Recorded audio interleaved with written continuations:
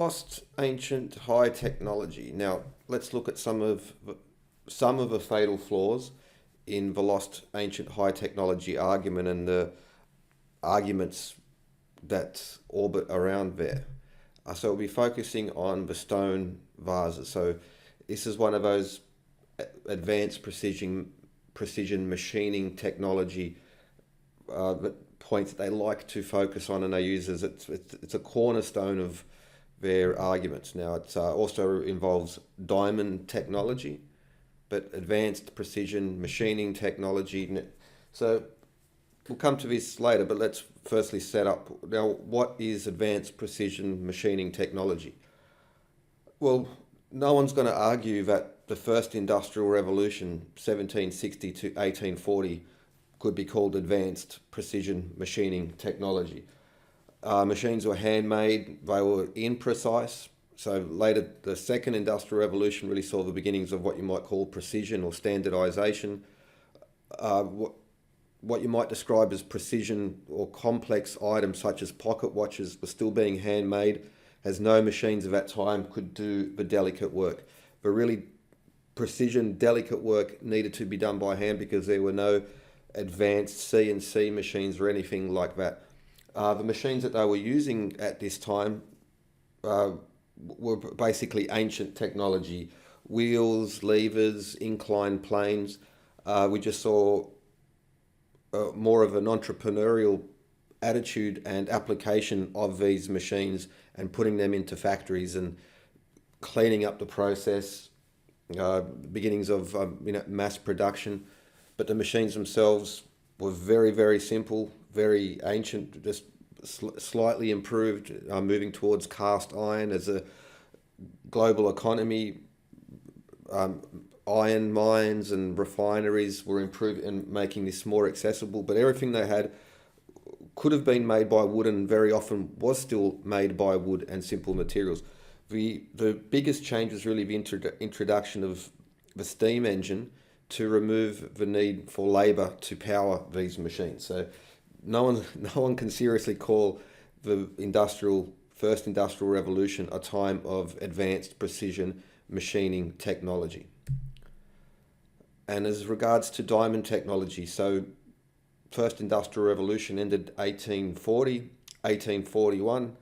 Diamond technology age was born, as in Brazil and then Central Africa. They discovered deposits of carbonado, which looks like coal, but there's a lot of diamond in there, which was allowed to be essentially industrial scale production, so that diamond as an abrasive for polishing, for cutting, was introduced and widely used. Diamonds have been around for a long time, but they were very rare, very precious. There just wasn't enough to go around to do any large-scale project and use that type of diamond technology in the work there. And it wasn't even until decades later that diamond tools, as we think of them, were made, where they were embedding diamond dust inside circular saw blades, this type of thing. That actually come much later. So even using 1760 as a baseline, or the end of the first industrial revolution, 1840, advanced precision machining technology simply did not exist. So think about it. Anything before 1760, no advanced precision machining technology. There was no diamond technology. The only real development was global trade, and so cast iron and this become more accessible, but they were just cast iron versions of older machines attached to steam engines. So, perfect symmetry of the precision ancient stone vessels. Now the question is, are they? So there's also the lost ancient high technology theory. So it goes like this: it cannot be done with primitive or dynastic era Egyptian tools. The artifacts themselves display precision that requires advanced machinery. It could not be done by hand. Therefore, these items are evidence of a lost ancient civilization, and dynastic Egyptians and other ancient cultures just inherited these things and relabeled them. And then it just goes around in a nice circle after that. And typically orbits like there was a cataclysm, or therefore Younger Dryas. That's why there's no evidence of this global advanced precision machining civilization, because It was washed under the waves, and the machinery was recycled for valuable items, and there was there's like no evidence because conveniently the cataclysm just wiped all the evidence away. Therefore, the lack of evidence proves that there was evidence at one time, sort of type of thinking. Now, so ice cores in Greenland go back at least 130,000 years, and they've cored in Antarctica. So they have climate information, but also what was in the air, what type of pollution was in the air. Those diamond cores, they can find deposits of ash from from volcanoes and so forth. Now, the cataclysm / Younger Dryas has been like our smoking gun is the Hiawatha crater in Greenland. And it's said that this crater was created 11,700 years ago, tying in with there. But even still, with this is far from confirmed, and there's actually a huge band of time that this could happen. It could go back 2.6 million years, but in parts of Greenland, the ice cores do go back 130,000 years. So it's a bit of a problem there. But what's also important in regards to, the evidence is that lead, copper and silver pollution can be found in these Greenland ice cores. And there was a study from 1100 BC up to the 8th century AD looking at the traces of essentially mining operations, metalworking operations, and they can even find spikes in production of these metals that coincide with spikes and then declines in well-known historical events such as the Roman Empire. I don't know if they've done a study into the pollutants that go back to the Younger Dryas period. If they are there, that would be fantastic. We would be able to re-look at history again. But if they're not there, then, and we can't say either way because I could not find that they've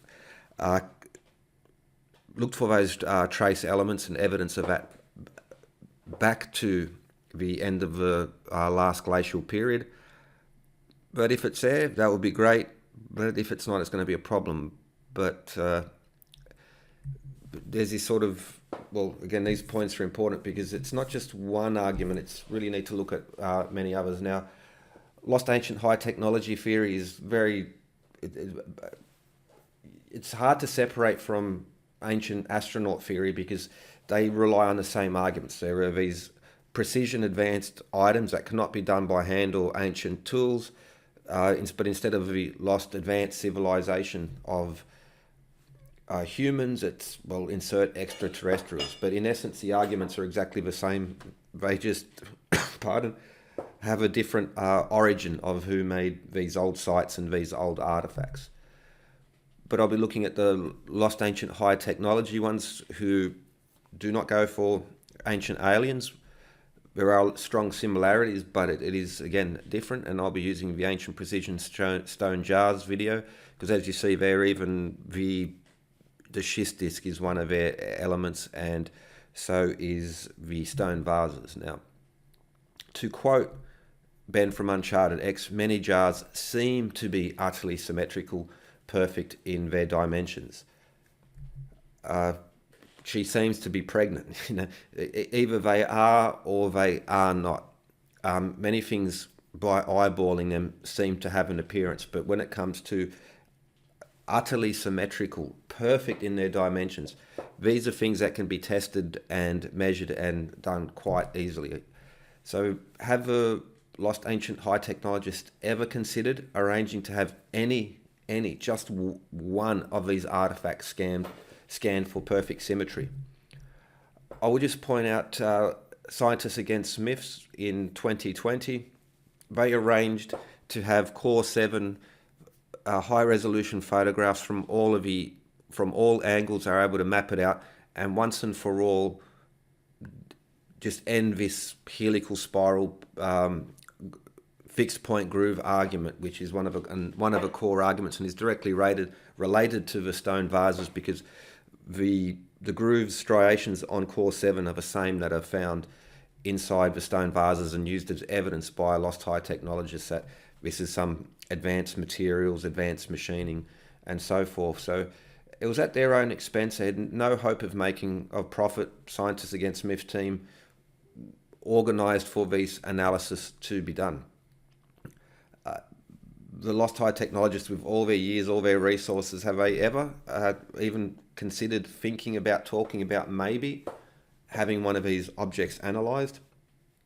Archaeologists don't have and museums don't have a bottomless pit of money and time to do these things. They have millions of items in their store. So this is not an impossible task to do. It's not an unreasonable question. They're saying it seems to be symmetrical, but then then that moment afterwards, it's just they are symmetrical, they are perfect, they are. Well, things that can be tested and measured need to be tested and measured. But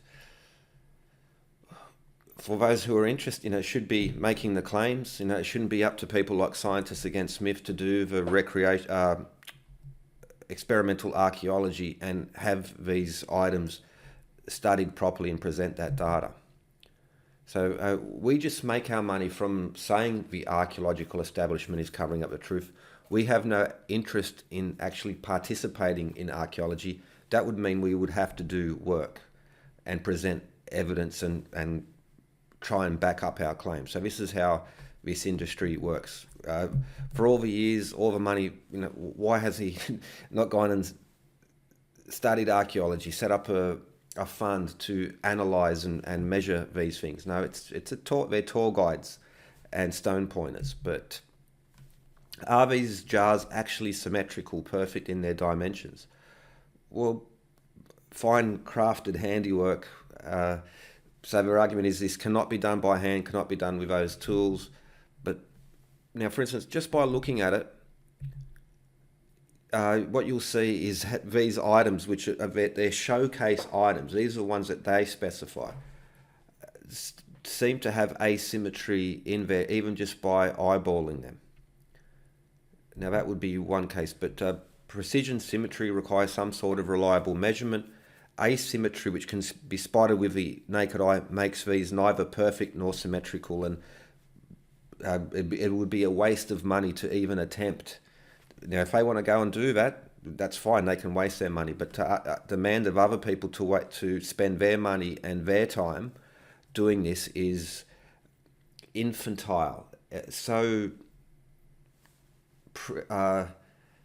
it's infant. It's grow up, be an adult, and if you make a claim, go and do it. But okay, so again, using a still shot from there. Now, I would even say that the lip, now because of the angle, it's hard to tell, to be sure. But even from the angle that this is taken, that lip there looks, so just like that earlier photo, doesn't look quite right, doesn't look symmetrical. And the lip there, the sides between the handle and the lip just doesn't look right. But notice the handles themselves. Okay, the one on the left has like a very nice corner, almost right angle, while the handle on the right has a distinct slope to that. So those saying symmetry, perfection, actually been to the museums, filmed it, take people on tours and ask good money from good people to say these types of things. What did they not spot this? Did they not see? Okay, now we show these ones. Now, one of the claims is also that they're really, really thin. We'll look at that later, but didn't make a point of how thick they are. In the earlier video on this, you can see that from the broken pieces, most of these stone vases have quite thick walls, very unspectacular. And so that's now, again, notice the asymmetrical handles. The size of the hole, the angle of the handles themselves are just asymmetrical. Now, the argument could be, well, the dynastic Egyptians come along and for, they couldn't do these things, but they could drill the holes, and they made poor holes in there. But the handles, the lugs on the side, are just not symmetrical as well. So same with this one. Again, this one is pointed out by Uncharted X as like shows it and says symmetry with his narration and editing. So it can also be it's very clear that he's pointing to these and saying these things at that time. This is just asymmetrical. It's imperfect. A nice piece of stonework, but nothing anywhere close to special or miraculous. Now, another example would be this piece here, and again they specify it. They show this. They linger on it, very clear to say it's some sort of unexplainable, mysterious, mysteries of the world. But again, you can't blame camera angles on these either. So the handles themselves, also again the area at the top of the handle up to the lip, it's just by eyeballing it. Now if Ben and Brian Foster and all these other channels want to invest the money and the time to do this, that would be, I would commend them to do that. But you're going to waste your money. You don't, if that's up to you to do it. Again, this is one where they refer to as perfect symmetrical, but the crude hieroglyphs were just scratched in by the dynastic Egyptians, and they couldn't achieve this symmetry. But what's again, is perfect symmetry? I mean, you can. Just by looking at these, now they've been to the museums and filmed and looked at these things close up, but also from the photos. Well, best of luck to you if you want to. It's up to you to arrange these. But I would choose different specimens to measure for precision and symmetry, because you're going to be sorely disappointed when it comes to it. Now, he shows this piece and precision characteristics that have never been replicated. It cannot be replicated with hand tools. It's just impossible. Well, there are obvious flaws in this to begin with. Now, you can just like Google Indian granite pottery, and pots that they used to make have the same, nicer or similar ones. But also notice that there are flaws in this. So you can see there around each side, just inside the bottom of the dish there are these imperfections, rather unmachine-like, precision-like. But he sort of wants to show you the one, focusing on that one nice shiny piece, but not to show the other part. So it's, again, this precision machinery, again, like the Serapeum. But yeah, it's precision. But the machine they couldn't hold the machine right. They could make beautiful precision machines, but they just, they couldn't build a frame, or they couldn't, they had to just hold these advanced machines. It's just nonsense. Again, it's missing there, but again, if you're talking precision symmetry, it's not about looking for what's good, it's about finding the flaws, and they have a distinct lack of ability to look for flaws, because that would put a big flaw in their argument and affect their tour guides. Now, tickets for books and tour sales. Of the 40,000 that were uncovered at Saqqara, many of them are just crude pieces. They're very unbalanced. Now, the one on the left looks very, very unbalanced, but notice that there's a distort. So these are behind a glass casing, so it is distorting the image. When you get a better image later, it does look better, but I don't know, it's not quite screaming precision symmetry there. And again, if it's their claim, it's up to them to, pick a couple of items that they think look symmetrical and precision and precise, and just begin with those. But if this is the best that they got, going to have to do a lot better. So they have resources, they have supporters, they go on tours and very profitable, book sales, Patreon, all of that. These are the ones that they're highlighting. Well, again, you want to waste the money. So objective reality and what it looks like to precision, lost ancient, high technology. They cannot see the simple bits that don't match, but they do see things that are not there. And another example is the schistis. Now, firstly, this is described as a precision advanced. Is it a machine, a part of an ancient machine? Yusuf Ayurvan says that it's an anti-gravity. There's anti-gravity prop. That's what he says. I'm not putting words into his mouth, but just obviously those three bits are not like balanced and not precise. Would you call it the trim around the outside? So this was broken and put together, and you can see where the broken pieces were put together and where the pieces are unbroken, and it's fat and then it's thin, it's wide and then it's low. It is, like, again, clearly imprecise. They've looked at it many times, spent how many hours editing the videos and all of that, and this piece is just not symmetrical, not even close to it. And even you can see underneath the lobes, one's more of a curve, one's more of a square. Marble is considered a hard stone. So if you just search hard stones, you're going to get like granite, marble. Now, schist, is that hard? Well, not really, because if you can grind away at it very, very quickly. So it's like a hard stone, but it's not a hard stone to work. Again, this central hub, so if this is a precision advanced, like this is just the worst precision advanced machining thing, probably ever made. Maybe that's exaggerating a bit, but this is not precision machine part, just not even close to it. So is there any actual evidence of precision, perfect symmetry? The pieces that they show clearly are not. So that doesn't really hold up as an argument. These are lost ancient high technology precision goggles. You can find them on my site now. I'm selling them very cheaply, only $6,000 a pair. You put them on and you lose. The new lenses that I've developed block out all eye for detail. You won't see any details. Will never ever be seen again with these new product available now. So, and there's the classic, there's no evidence for this symmetry. Well, where is your evidence that there is no evidence? Well, this is the logic that that works, and it's very seductive, and they really know they've got their poetic rhetoric, just like they've got it down to a fine art.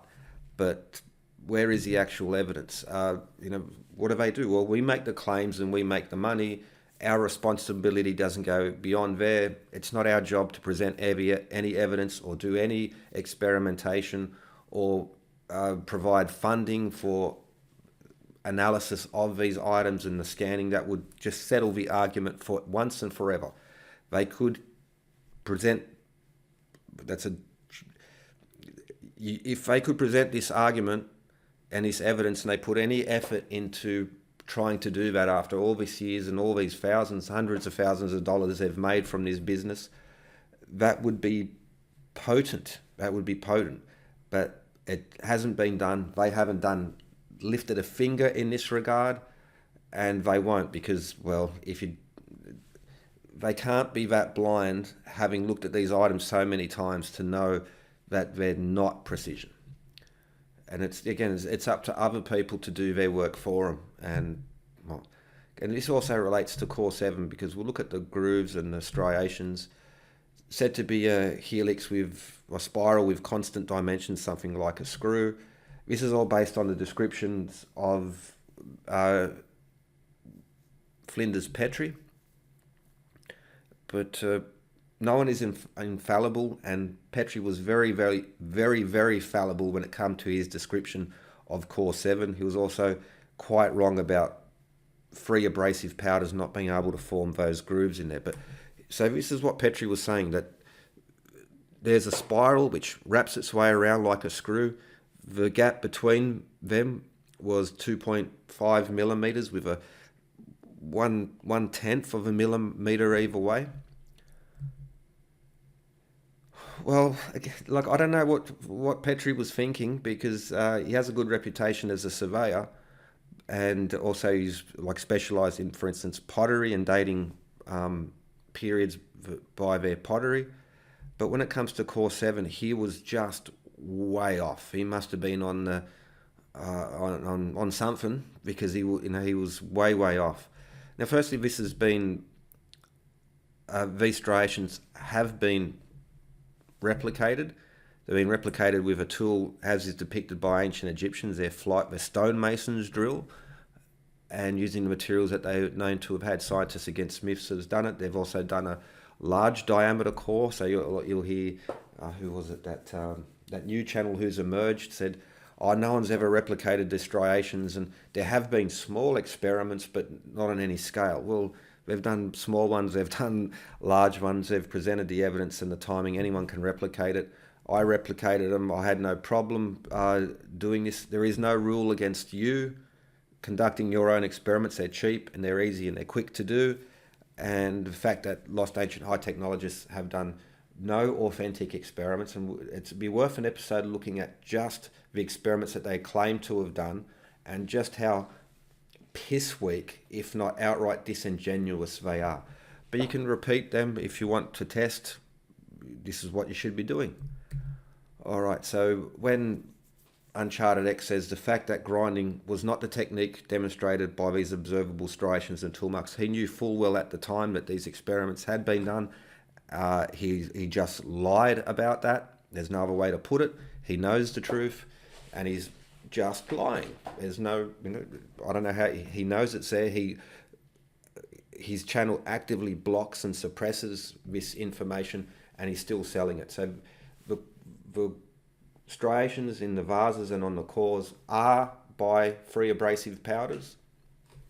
There's no other method that really known to have worked, and this was replicated using primitive ancient Egyptian technology. It's a slam dunk, but they need to lie. Now, also in regards to this core 7 and the helical spiral, Chris Dunn's site, he's been there, he's got his sciencey goggles on, and he's wrapped the thread around it. Okay, now, again, he's quoting Petrie about this spiral and the constant feed rate. That's part of the shtick in regards to lost high technology in this particular piece, which applies to the vases as well. Now, it is, again, scientists against Smith shouldn't had to have gone to do this, because where they wrap this thread around and see the spiral, Chris Dunn's an engineer, and that it's a 2.5 millimeter constant feed rate with a slight margin of error on each side. Again, not even close. It is a mess. It's all over the place. How could they not see this? These are the people talking about precision, symmetry, perfect dimensions, and even when it's like their own, how could they not see these things?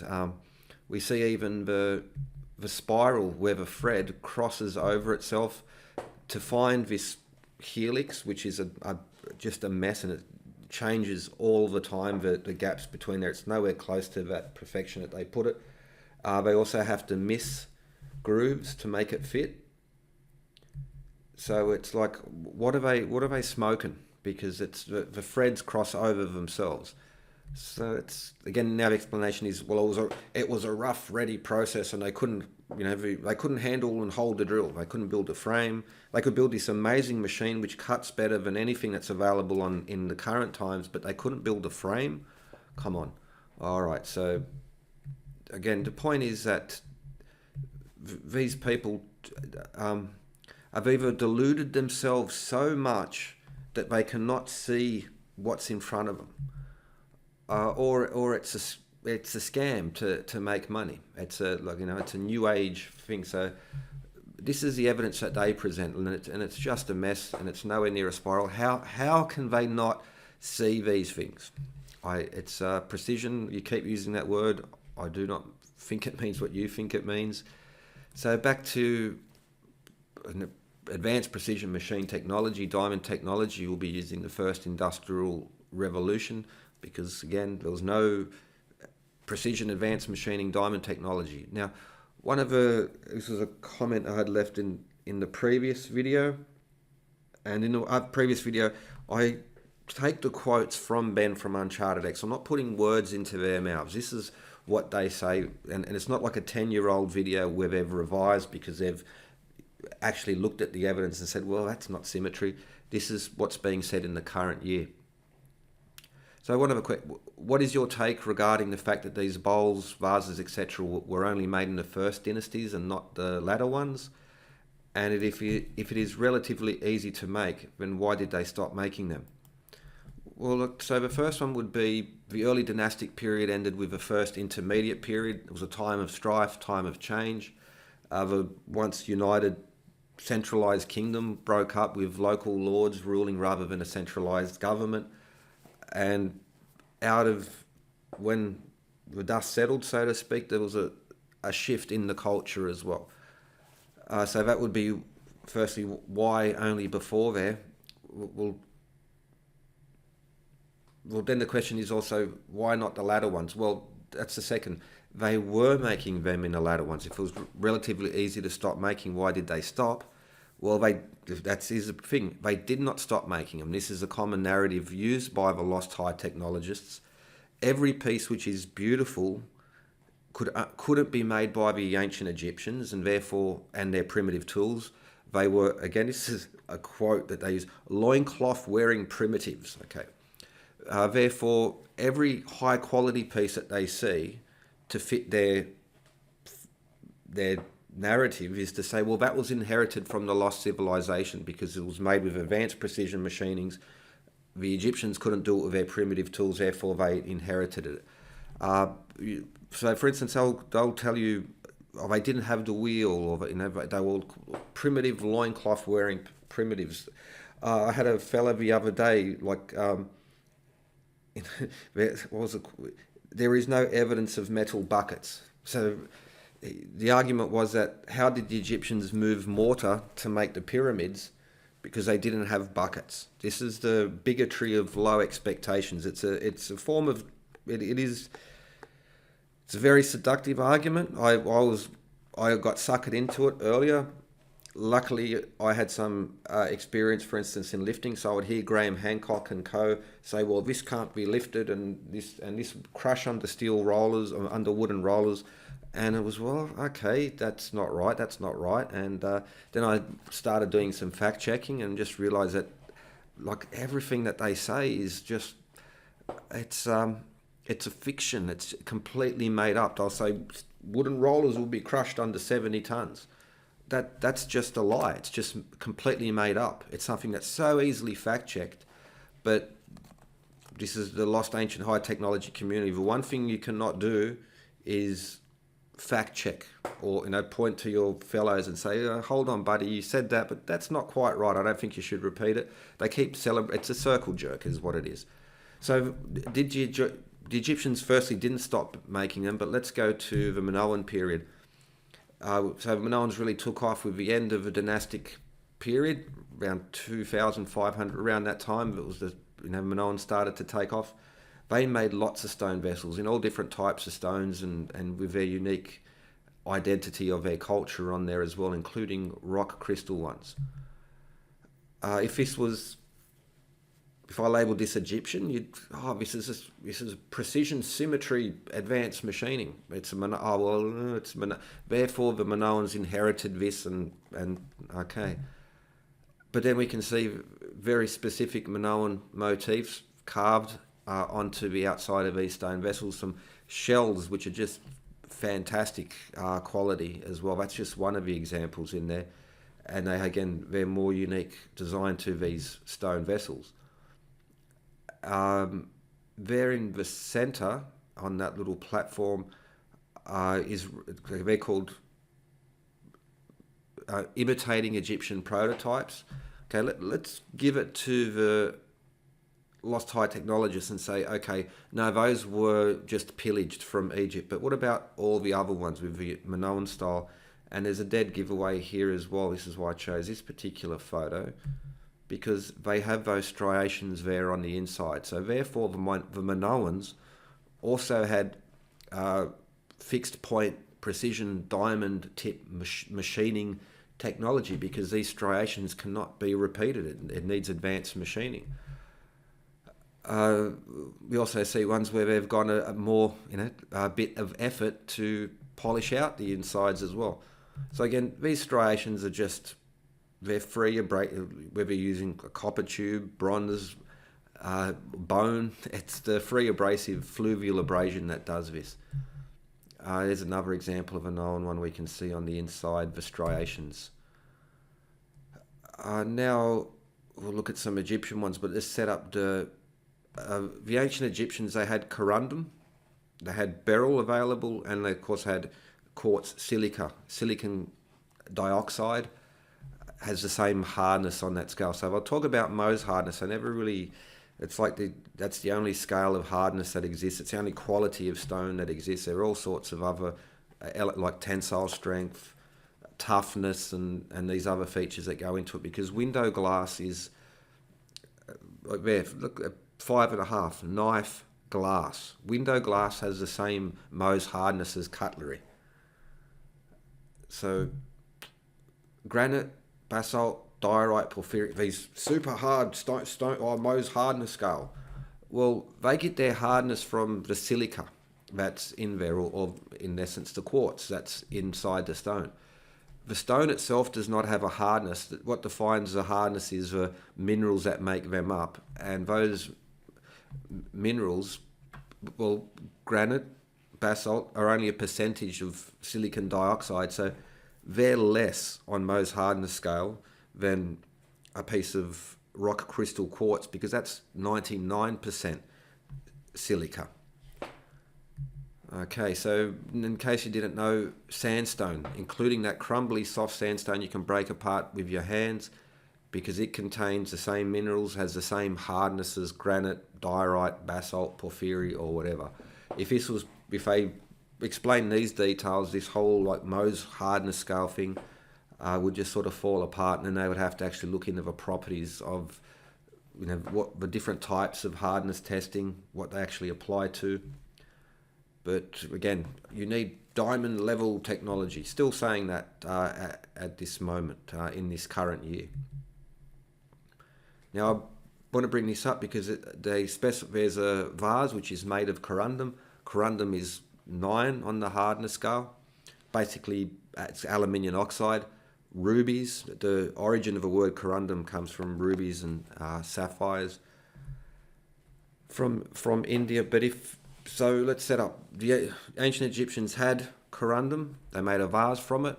Here's the thing how it works. Like cuts like. So you'll always hear these comments. It's impossible to cut this with the tools of the time. Nearly impossible even with diamonds. So how was it made? This is just rubbish. This is like cuts like. If you rub granite against granite, you're going to cut it. That's what it comes down to. It is absolute nonsense that comes there. Like cuts like. If you have corundum, you can easily work corundum. But I also want to bring that up because, well, okay, now diamond. If diamond is the hardness, how do they cut diamond? It's very simple. Even if you're not right into this type of thing, it's just, well, if you need something, so it must be vibranium or adamantium is used to cut diamonds.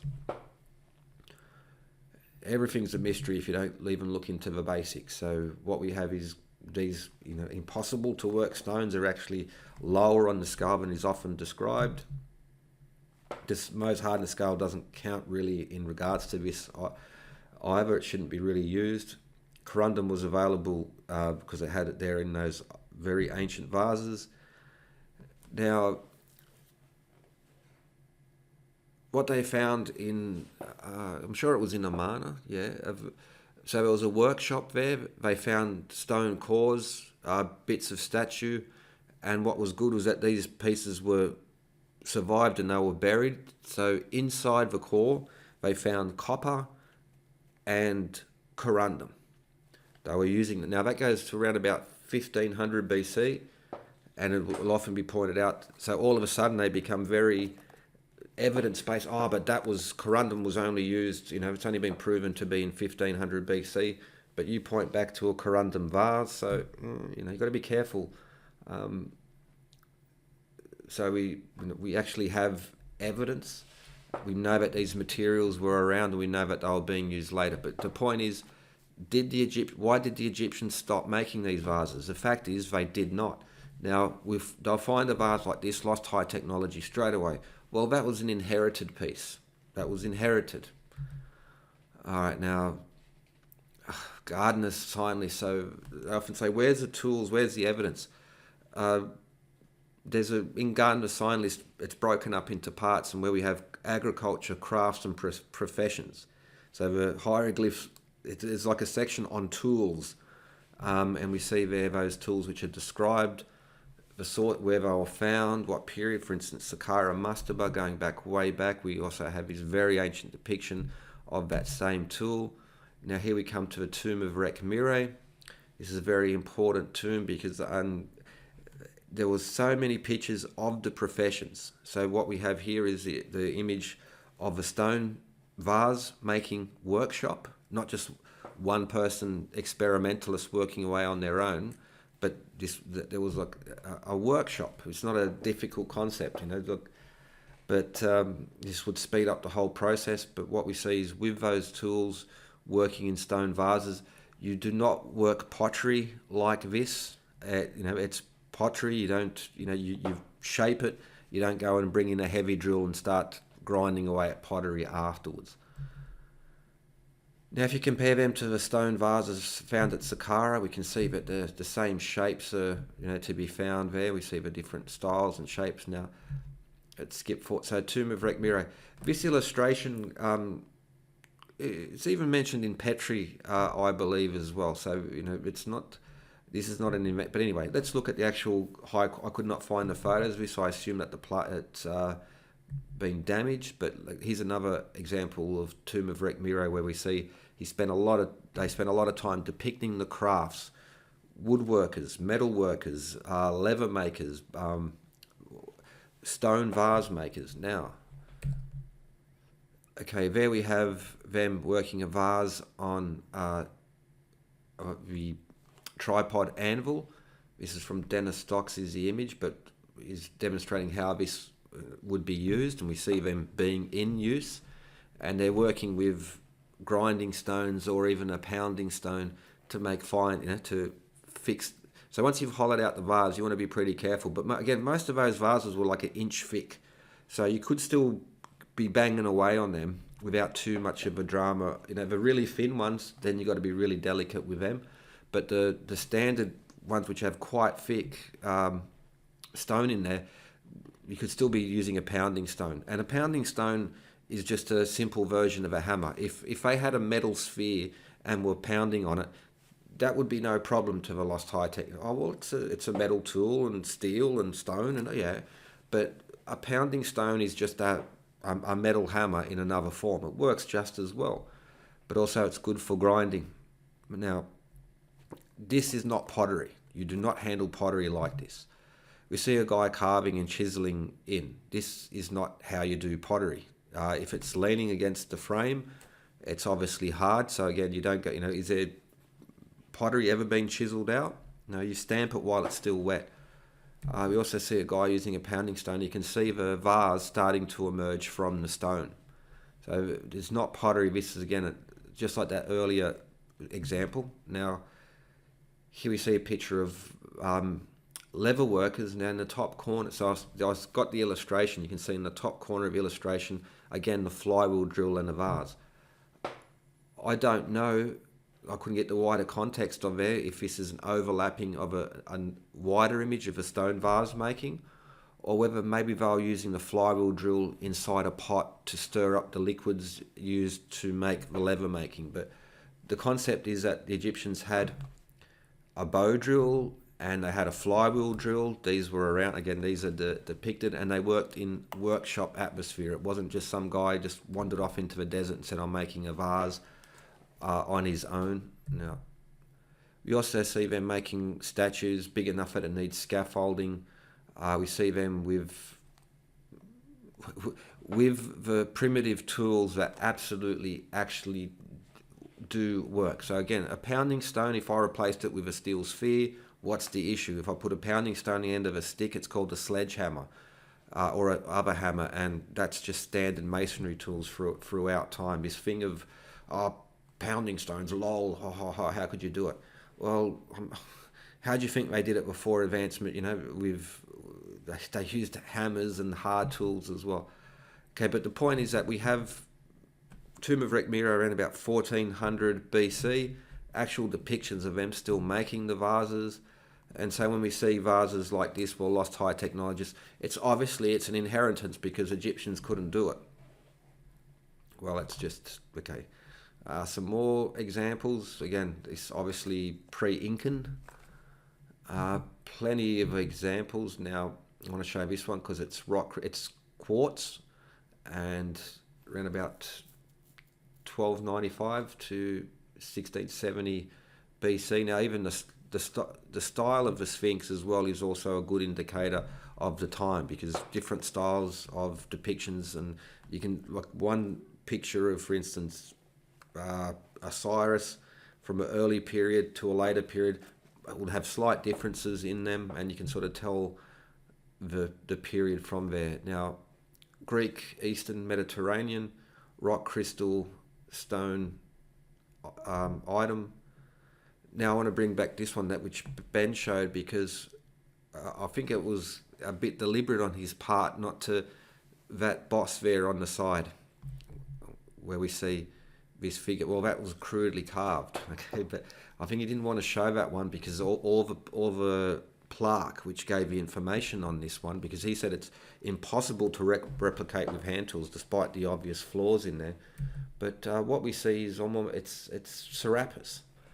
So, well, you can't date it because the Greeks just come along and carved it on there. But you look at the basalt Serapis sculpture, which has a moduli on his head, a container, a vase. Yeah.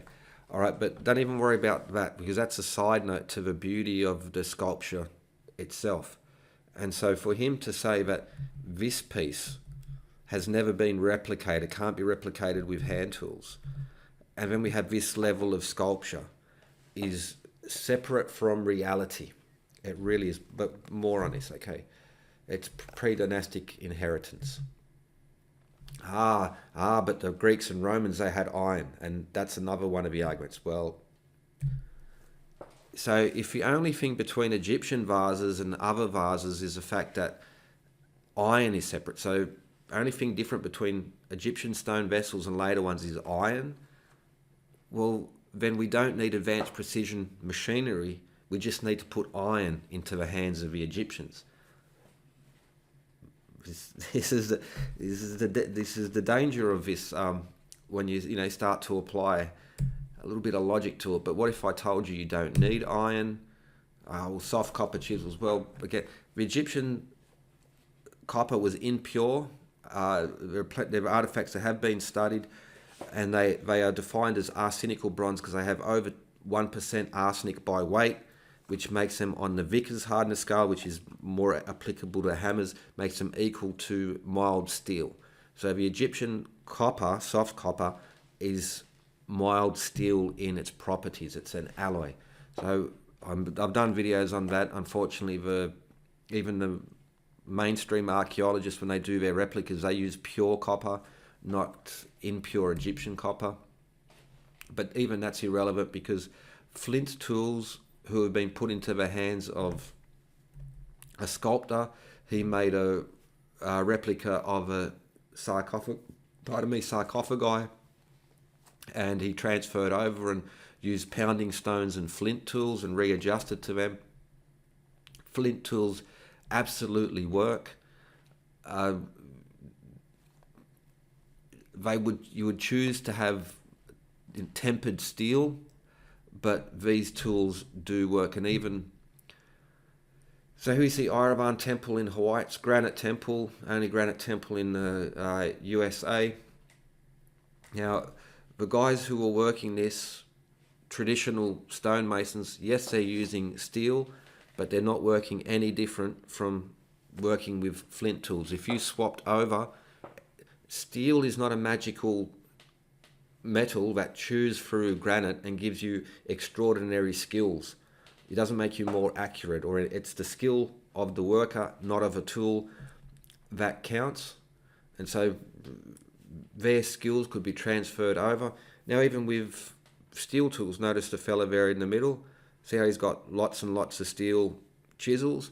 He uses one for a short time, swaps over to another one, and the steel needs to be maintained continually. Even in places like India, where they're building those magnificent temples and statues which rival anything, anywhere, they still had to maintain their tools, and it's the skill that works. Now, I'll also link this article. The master builder's family has restored temples for 38 generations. They're also involved in the construction of the Ayurvan temple. Amongst lost ancient high technologists, they get these, I see it in the comments, but I see them in the video. Well, I'm a stonemason, and you can't do this. No, you can't do that. Absolute bullshit. They should be talking to people like this, not someone who's trained in modern tools, someone who has the skills and is still practicing the skills. These are the people you should be looking to. Now, he shows his tools, hammers, chisels, squares, and string, and a measuring rod and a pencil. That's how these magnificent Indian temples are restored and new ones being built. They didn't have CNC laser machines, advanced precision machining. Now, those tools themselves, a sledgehammer, it's a long piece of wood with a heavy diorite pounder on the end. Wooden mallets, again, just a hardwood attached to a handle. And the steel chisels, well, they can be replaced with flint chisels. You would choose these more modern materials, but again, people have just worked it. Now, Scientific Against Smith, she's currently making a diorite vase, but she's also made these earlier, and she even makes the hammer from leather and bits of wood and from stone, and pounds away and shaves at it. Very simple tool. She's got a live stream going where she's making this diorite vase. This is being made at the moment. They say, well, it takes too long. Well, we'll come to that in a moment. But again, she's working on her own, spends more time making and maintaining the tools rather than, for instance, Tomb of Rek Mirai, where you see them in a workshop atmosphere, where the carpenter makes the wood pieces, the guy who's specialised in drilling does the drilling on the stone, and the guy who's better at the carving and inscribing it, that's what he does. And then you have assistants that do all the little jobs there in between. So they take her 6 to 8 months. But again, she's working in Western conditions and on her own and in those types of hours. It's not like a Dickensian workshop atmosphere and hours, put it that way. All right, so this is the Lost Ancient High Technology Research Centre, where they invest all their money to contribute to the archaeology to measure these items, and also where they do their experiments. That is it. That's how it works. All right. Now, we're in the Roman period now. You don't need iron tools. So the argument, but this is a porphyry urn made during the Roman period, but they had iron tools. Okay, so if the only difference is that hand working with iron and ancient Egyptian, so we don't need advanced precision machinery. We just got to put iron chisels in their hands, and again, we don't need iron chisels because flint works and other stone tools work just as well. It's the skill of a craftsman. There's no magical accuracy transferred over by steel. And so, is this not a precision advanced machining part? This is, was it inherited by the Romans? It's got the grapes. Yep, that's Bacchus. It's got to be Bacchus. All right, now there we see on the inside. So they've highlighted out, and they've got that rim, and they've even got nice details around there, and it's precision symmetry. Precision symmetry. There's features there that is just clearly better than any ancient Egyptian one. So they've even taken the time to grind out the striations on the inside. So they've put a bit more love into this particular vase as well. These are Roman cinerary urns from alabaster. I'll bring them up because instead of sort of cherry picking the quote, so it's not just these ancient materials can work these stones, but this is from On the Mechanical Methods of Ancient Egyptians, Matthew Flinders Petrie. So in the Lost High Tech, like say Uncharted X, he lingers on what Petrie said about a fixed point and diamond tools, and it's just absolutely wrong, and he knows it at this point because free abrasive does work. But he mentions narrow-necked vases now. Okay, where's the import? So, favourite plan for narrow-necked vases was to turn them in 2 or 3 parts and join them together. There you can see a 3-parter, and there's a 2-parter. Now, the vase itself, it only has one hole. There's not an empty hole at the bottom, so they attach the base there and put it on. Now, Petrie was really into that it had to be turned, it had to be lathed, now, piece of wood on a lathe with a drill bit, the object, the wood turns, the drill bit stays still. So that's lathing or turning. More traditional drilling, the wood stays still and the tool does the rotating. You couldn't tell the difference between these two. So you don't really need lathing as opposed to drilling. We know the ancient Egyptians were using the bow drill. Also, we saw those pictures from Rek Mirai's tomb where they were using the flywheel drill on the vases. But the thing is that the Egyptians, again, this is these loincloth wearing savages. They didn't have a wheel. Yes, they did have wheels. They had like a pottery wheel.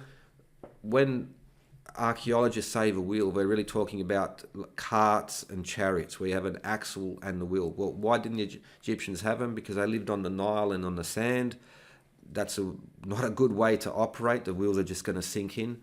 But their neighbours had wheels and carts, and they had them a long time before.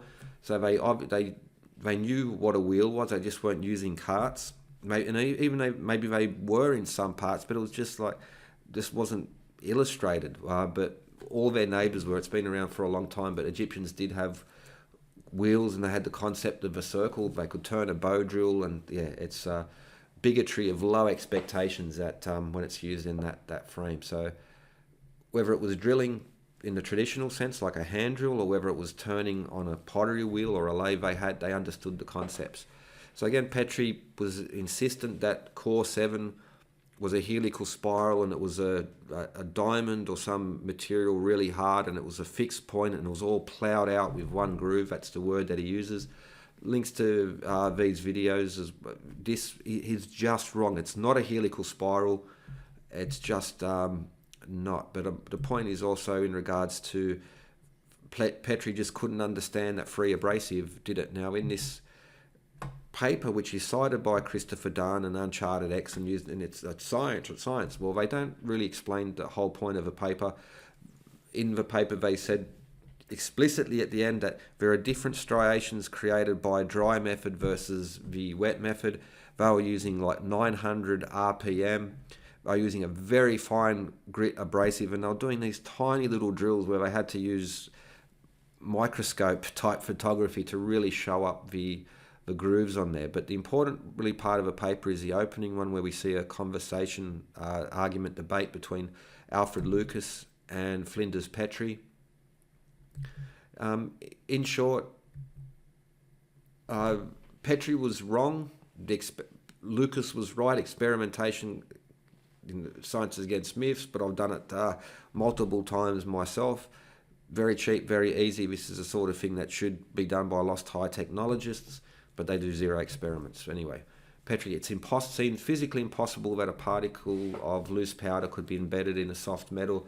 Again, Petrie, I don't think he was not a tool man. He was not.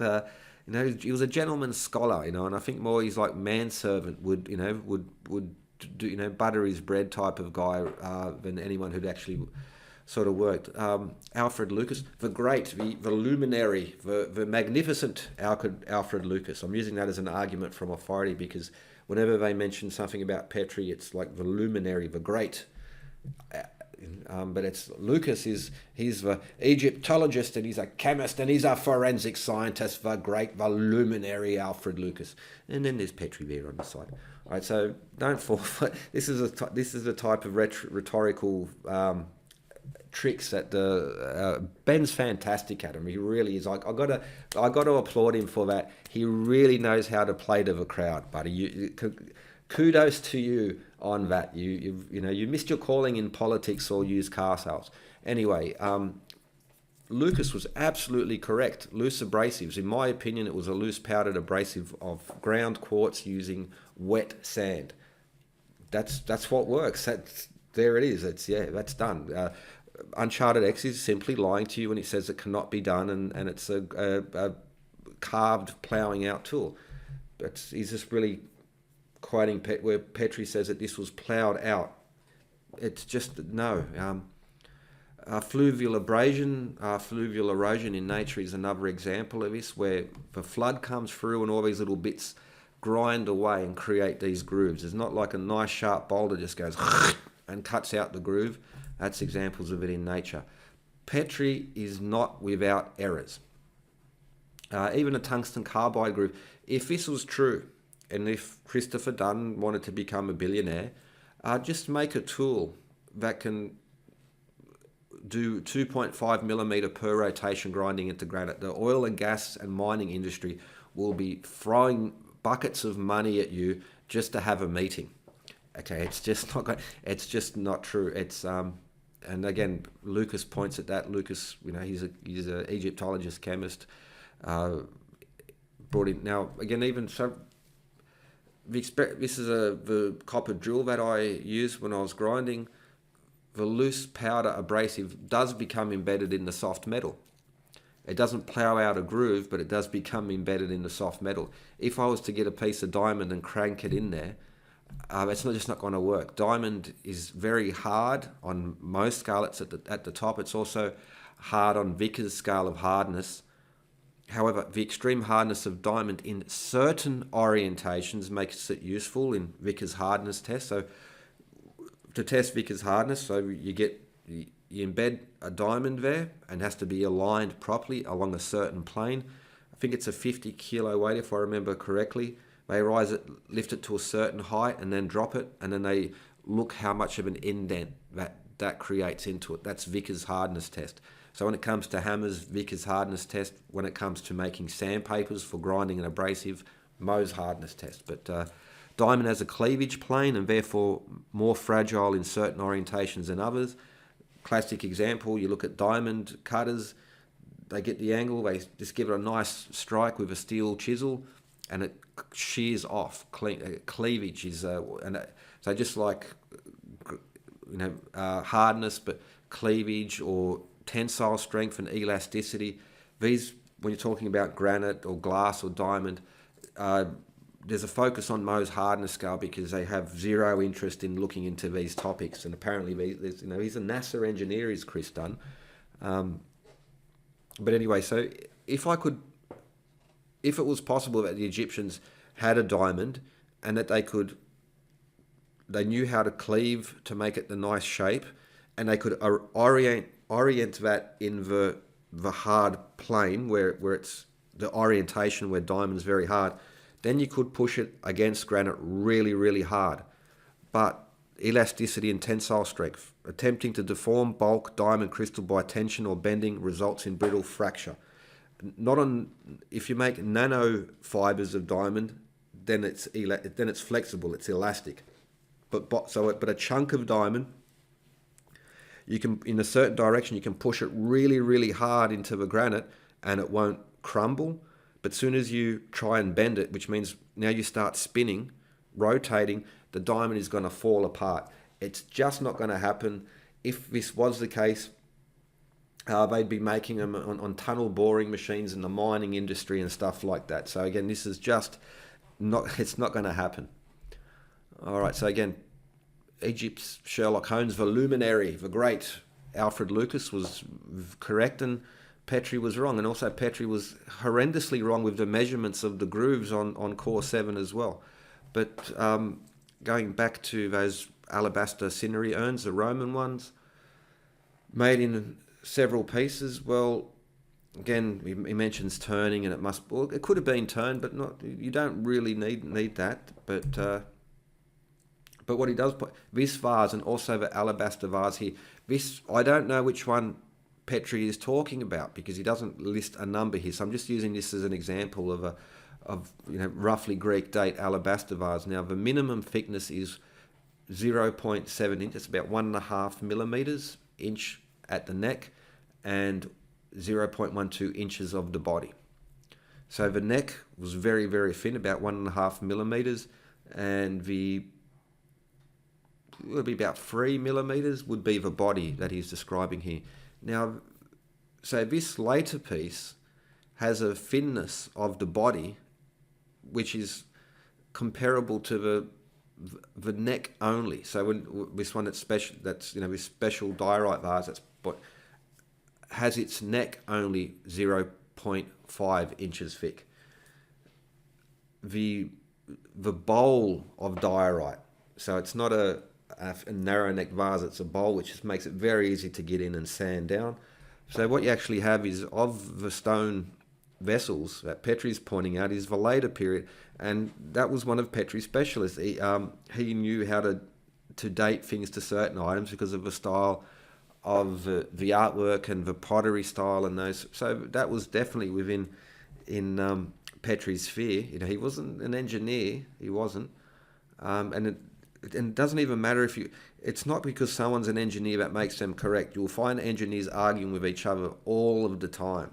That's real life. People argue about these points all of the time. There are some things we know and everyone accepts, but there's also a lot of arguments, and that's just the way things go. So arguments from authority, whether it's from Alfred Lucas or from Petrie or from anyone, the best thing is to look for multiple sources and do an experiment as well, like for instance with the drilling granite, cutting granite. Anyway, back to it now. Roman precision, advanced machining technology. Like, how precise is this? This is amazing precision. Look at the symmetry, perfect symmetry. It's just fantastic. This was obviously a pre-dynastic inheritance piece, quartz vase. Look at those handles. It's better than any of the handles on those ones at Saqqara, So, but of course they had iron, and iron has magical properties where you can, suddenly, I can't.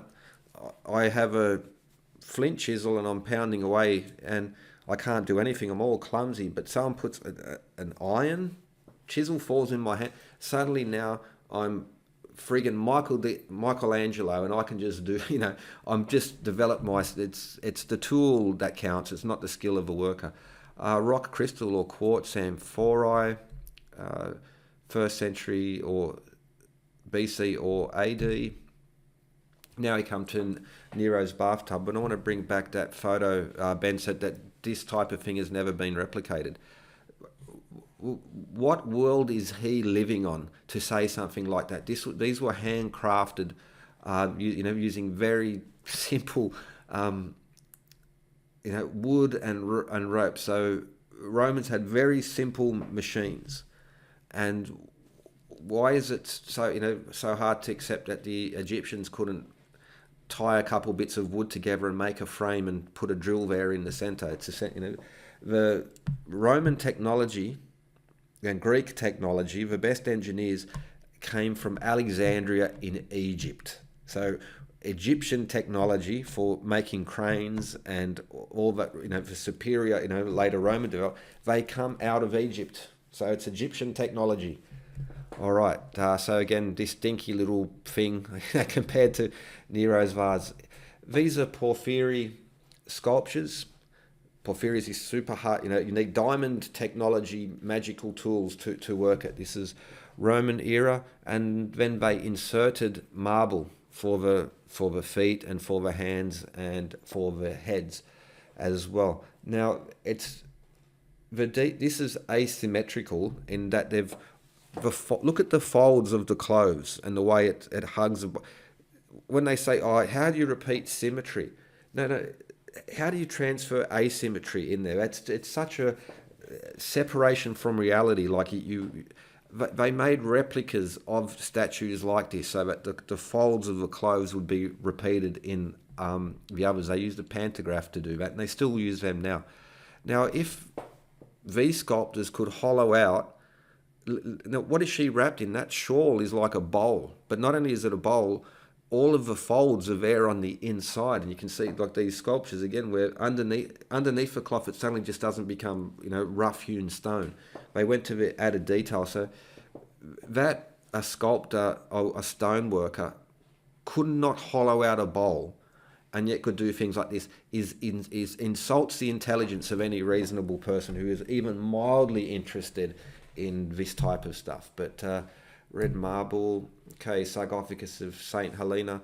So again, Serapeum. Well, this is a Serapeum box that has beautiful three-dimensional reliefs there on the outside. Those sort of plaques there, they're trihedral in the corners, like they're on the outside. They're just like right there. Laurels, all of the cherubs and all the stuff that goes with it. And again, well, they had iron. Again, well, iron. So if they had iron, then we don't need Egyptian precision advanced machinery anymore, do we? All right, but again, you don't need iron to do these things. Now, Roman bathtubs of granite. In the Aswan Quarry in Egypt, you can see the blanks where they come from, and notice that so bottom left corner, you can see there's those three little bosses sticking out from the outside. So there's a Porphyry one, which comes from the mausoleum of Theodoric, which has, by the way, a ceiling of a 300-ton piece of limestone creates the ceiling of a large open area as well. So, but you can see the decorations, how the blanks, which are still in the Aswan Quarry, goes now. Now, Brian Foster, you can see examples of the blanks compared to the completed versions in red granite, but also porphyry. Brian Foster goes there and he's like, oh, well, the Romans can't polish granite, therefore this is evidence of inherited lost ancient high technology. Jeez. All right, now you were impressed. The stone vases, you want to see, this is not a glass vase, this is a rock crystal. It's cut from a piece of quartz, all right? So quartz, again, silicon dioxide. This object on Mohs scale is harder than basalt granite diorite because it is 99.5% silicon dioxide, not 50% or 20% as is with granite, basalt, diorite, these types of stones. So it's incredibly hard, but it's rock crystal, so it behaves like glass. So it's incredibly fragile, much more fragile and difficult to work than basalt. So it's harder on Mohs scale, but it's delicate, more fragile to work. Now, again, sandstone is the same hard, even like soft, crumbly sandstone. All right, but here's the thing: the vases I mentioned earlier. Well, the body, not the neck, but the vase on the inside has a thickness of 1.7 millimeters, and where the reliefs are, because they're slightly raised out, 2 millimeters. So let's just say it's 2 millimeters in thickness across the whole body on a piece of quartz. I'll try to remember to put the links there in the description. They're still using copper tubes to drill as well, but this is an Egyptian. It's of the Fatimid era, but it comes from Cairo. It's made from quartz, more fragile than those stones, at least the equivalent of the thinness. But those earlier, the pre-dynastic inheritance, this is better. It's fit, it's a harder, more delicate. It's harder in terms of work, so it's more delicate, more chance of something going wrong, and it has a thinness which is just better. Now you go, well, it's not perfectly symmetrical. It's a little bit off. Well, so are the Egyptian ones. So okay, this is better. This is better than there. All right, and the thinness. So again, it makes these other ones look hokey in comparison. But now let's re-establish that point. First industrial revolution. There was no advanced precision machining technology. There had been some developments in cast iron and organising, but machines were still being handmade, hand casting, tool making. So the Industrial Revolution was more about an organizational element and entrepreneurial, combined with the British Empire importing a lot of cheap iron and cotton and those types of things, and then adding a steam engine to it, so you needed less labour. You didn't have to rely on water wheels as much as the earlier mills.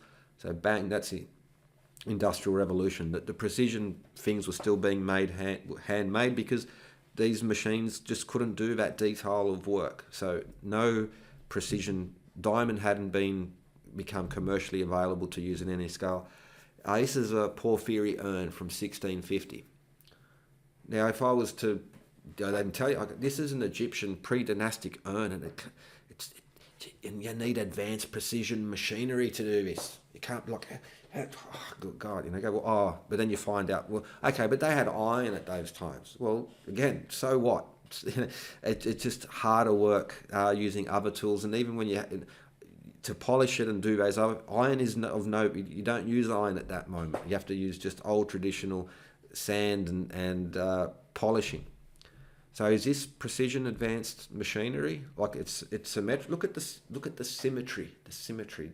Just breathe it in. Breathe in the precision and the can you bring it in through your nostrils like you're tasting wine, and you go, oh yes, just oh yes. It's so delicious, the symmetry, the precision. All right, so yeah, industrial. So these things were before the Industrial Revolution. We don't need iron. Okay, 1650, another Porphyry urn. Well, again, there's actually hundreds and hundreds of them. I think that's okay. That's one with a lid on top. Look at that. Look at those handles. Look at the precision, the symmetry. It's intoxicating. It's uplifting. There are just bundles and bundles and bundles of these Porphyry urns and other Porphyry items as well. I think it's a double up. And notice the handle styles as well, so it's not turning. You can't say that this was turned. Now, they had very basic, very, very basic lathes at that time. They didn't have diamond technology, and for most of the work, a lathe's not going to help you at all. And traditional stonemasons they didn't need lathes. They could make columns and these other things without them anyway. So now these pieces could take up to a year to make. They were handcrafted, done by hand, without precision advanced machinery. Look at that. Oh, that one. The symmetry and the precision. It's just, it's impossible. It's impossible, I tells you. All right, now. So the question would be, well, okay. They're not symmetrical. Okay, you can do them with other tools, but why did they make? What we must. This is a common distract. We must know why. It's like you can't build a pyramid. Well, yeah, it's mainly rubble. It's got a casing stone on the outside that makes it look neat, and then it's filled with mortar. It's a huge operation. It's on the. You need a lot of workers working away to do that. But in itself, the pyramid is not miraculous in any particular sense. They go, oh, okay. So you can. We accept that, but why did they build the pyramid? Why? Well, this is to know why is a different question to how. So the argument of lost high technology is it cannot be done with these tools, therefore lost ancient civilization. Well, okay, no, you can make these things. No, but why did the Egyptians make them? Okay, well, the question would be why. In the 1600s and in the 1700s. Did the royalty and the lords and the new riche as they started to emerge, why did they have all of these Porphyry items handmade? Urns and like an obelisk for the top of my desk and bathtubs and all these other, again in a huge number. So you go, yeah, but there was 40,000 in the Serapeum. Well, yeah. Okay, well, so because in a 100-year period, how many were made, in pre-industrial Europe? How many of these? Like, there's no short. These things are just like being pumped out. I don't know the exact numbers, but it's like it's not just one or two rare examples. So why why do Australians import Italian marble coffee tables? Why? This is a separate question. But can it be done?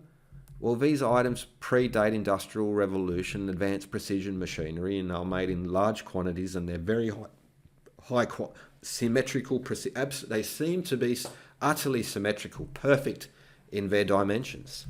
Therefore, advanced precision machinery. And we go back to the Fatimids and their rock. Again, this is better. But why did they make them?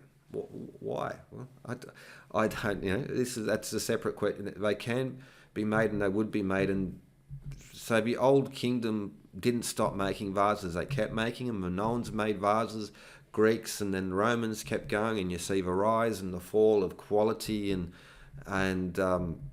it just comes down to how much. Do you have a noble class who wants to invest in a Porphyry sarcophagus? Then you're going to get one. Do you have a rich noble class who wants to invest in Porphyry urns and bathtubs and all these other things? Then you're going to get one. So that's why did they make the vases? Why did they make this? It's a show-off piece. It's look what I can afford.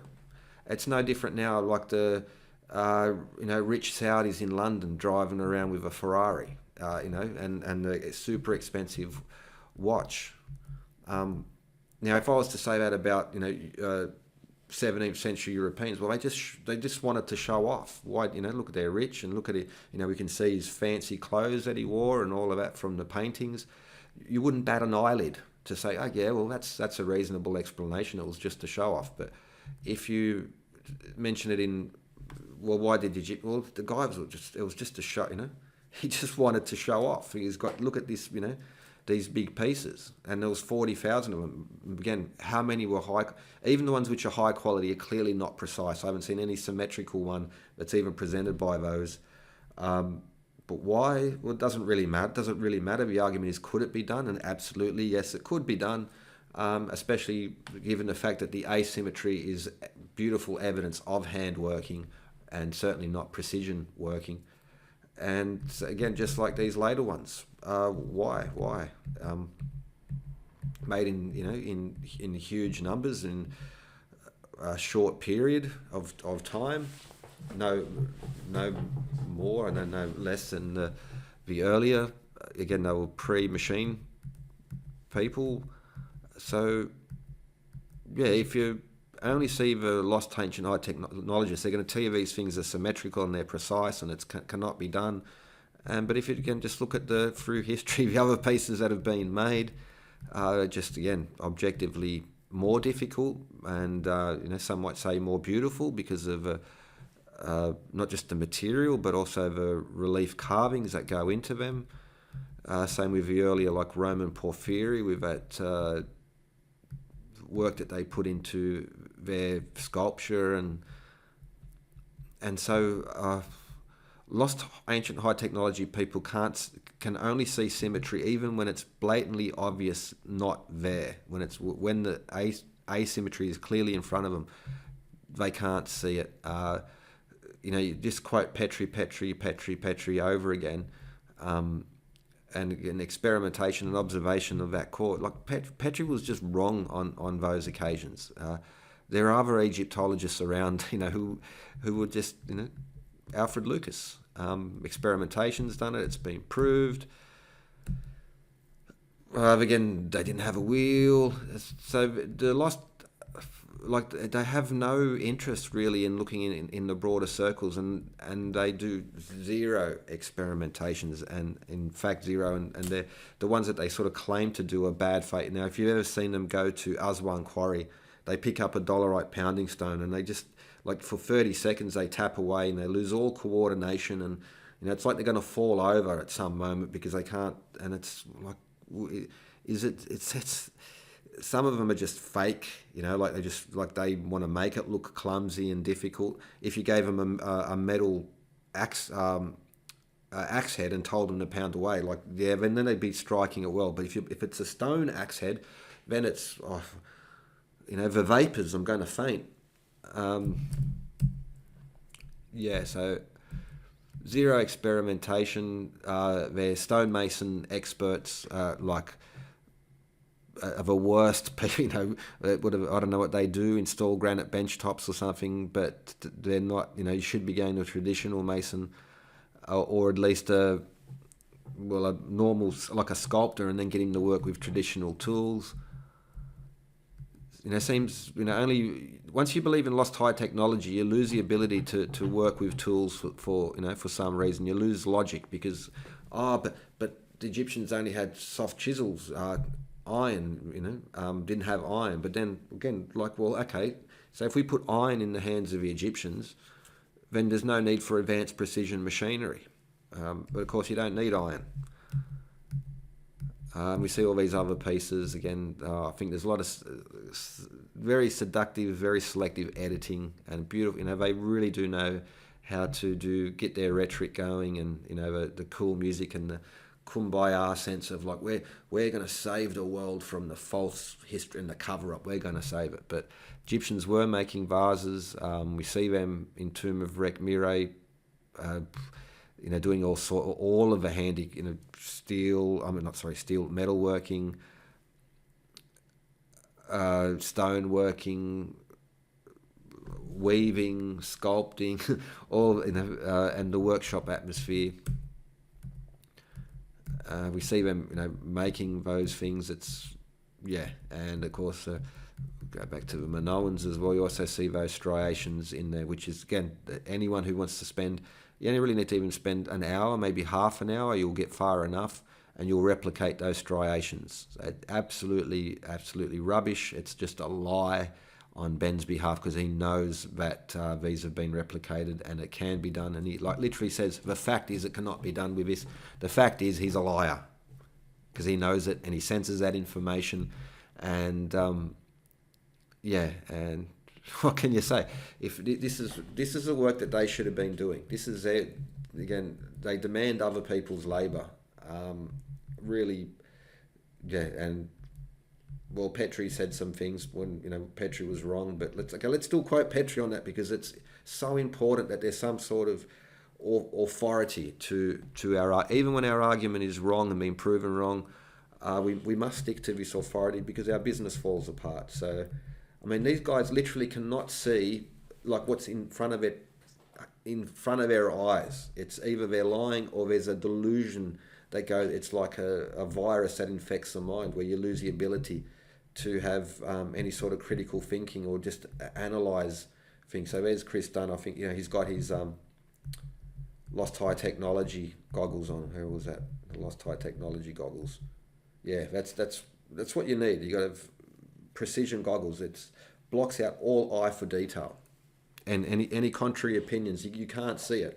We soon will be producing lost high technology earphones which block any sound which is contradictory to reality, apart from the reality that we choose. Okay, so that's pretty much it. This is not the work I should be having to do for them, but they can't do the work. They can't do experiments. They can't do any if they are doing research, they're censoring it from there. But lost ancient high technology, it's very seductive, but there are undercurrents there, very new age undercurrents that, like kumbaya, we're saving the world against the evil, the tyrants.